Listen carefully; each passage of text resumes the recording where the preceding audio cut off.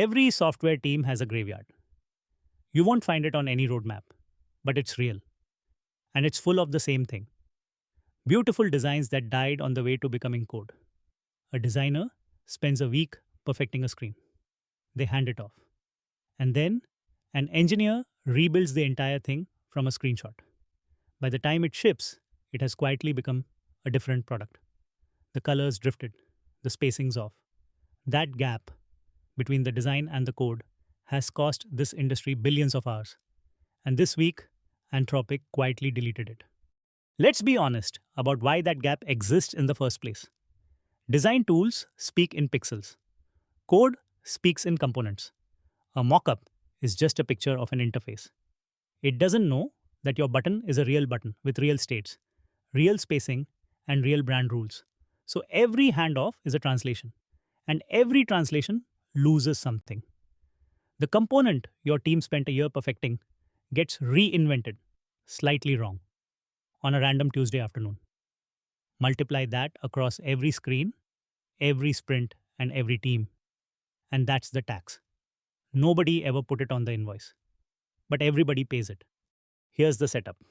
Back in April, Anthropic shipped Claude Design, a way to describe an interface in plain English and watch Claude build it live on a canvas.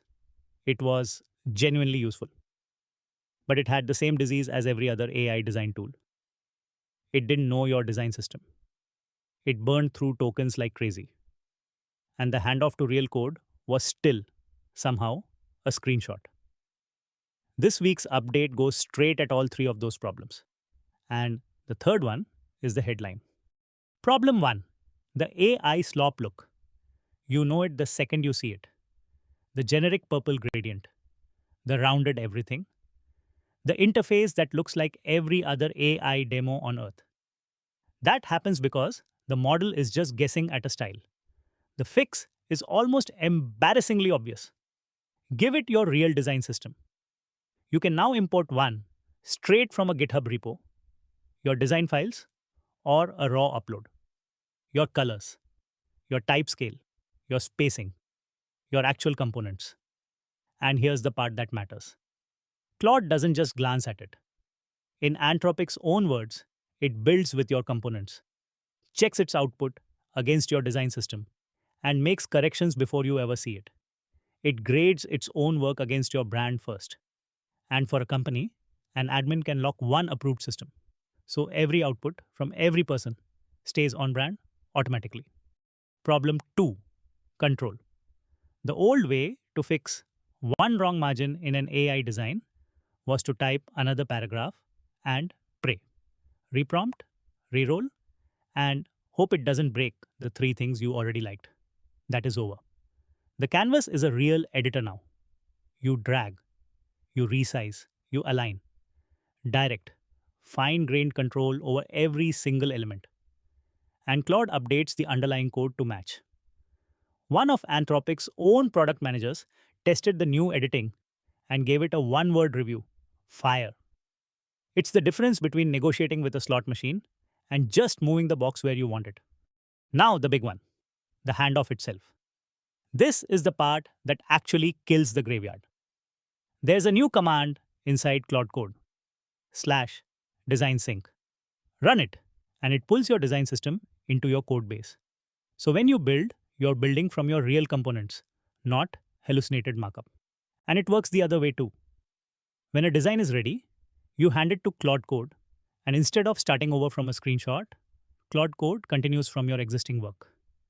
The design and the code become the same object, kept in sync. You can even run /design right inside the terminal and get a live design canvas without ever leaving Claude Code. Read that again. The designer's work and the engineer's work stopped being two files thrown over a wall. They became one loop.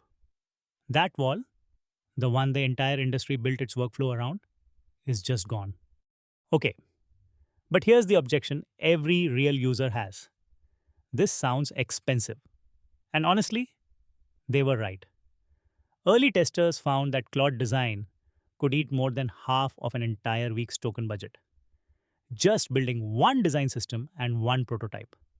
That is a deal breaker. So Anthropic fixed the economics too. Two things. First, the model is more efficient now.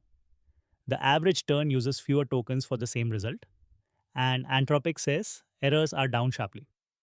Second, and bigger, Claude Design no longer has its own separate meter. It now shares one usage pool with Claude Code, Chat, and Cowork. One budget for everything, which means most people hit their limits less often, not more, even while doing a lot more. Now, the honest part. Because hype is cheap.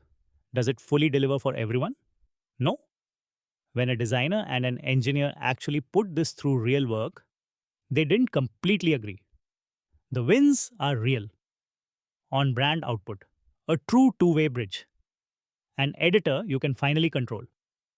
But if your team treats a pixel perfect design file as the single source of truth, or you're crafting one of marketing art where every pixel is sacred, this isn't replacing that yet. Where it genuinely shines is the messy middle, where most software actually lives. A founder validating a product, a small team that shares one design system, a product manager turning an idea into an on brand mockup that an engineer can ship from. That is not a small slice. That's most of the work. So here's the whole thing as one workflow you can steal. Step 1. Bring your design system in from a GitHub repo, files, or a raw upload. Step 2. Describe your screens, then drag and align them on the canvas until they're exactly right. Step 3. Run / design sync to pull it all into your code base. Step 4. Build in Claude Code, which picks up precisely where the design left off. Step 5. When reality forces a layout change, push it back to the canvas and export to PDF, PowerPoint, or push it straight into tools you already use, like Canva, Miro, Vercel, Replit, and more. No screenshots, no rebuild, no drift. Just one continuous loop, from idea to shipped. Step back and look at what just happened. For 30 years, design and engineering were two departments connected by a screenshot and a prayer.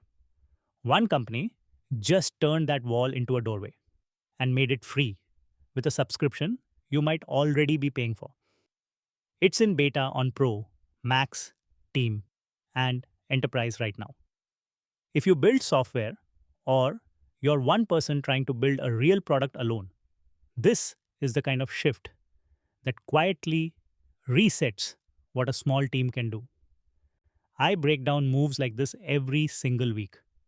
So if you want the edge before everyone else catches on, subscribe on YouTube, follow me on Instagram, and follow the page on Facebook. I did the digging, so you can just build.